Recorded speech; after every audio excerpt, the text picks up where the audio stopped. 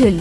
إن لله وإنا إليه راجعون. وفاة المدرب الجزائري جمال بالماضي قبل قليل، وهذا آخر فيديو له من داخل المستشفى يهز ويبكي كل الجزائريين. اهتز وزلزل كل الشعب الجزائري بالخبر الصادم والغير متوقع بخصوص وفاة المدرب الجزائري المحبوب جمال بالماضي، أو وزير السعادة كما يسميه الجزائريون. وهذا آخر فيديو له من داخل المستشفى يبكي الجزائريين، وإليكم التفاصيل الكاملة. يعتبر المدرب الجزائري جمال بالماضي مدرب المنتخب الوطني الجزائري حاليا، ومحبوب كل الشعب الجزائري، ومن أفضل المدربين في تاريخ المنتخب الوطني الجزائري، حيث قدم الكثير لهذا المنتخب وحقق ألقابا كبيرة كالفوز بكأس أفريقيا 2018 الذي أقيم في مصر. وأيضا أدخل المنتخب الجزائري في سلسلة 35 مباراة بدون هزيمة، حيث وتحت قيادة بالماضي حقق المنتخب الجزائري الفوز وعدم الخسارة في 35 مباراة متتالية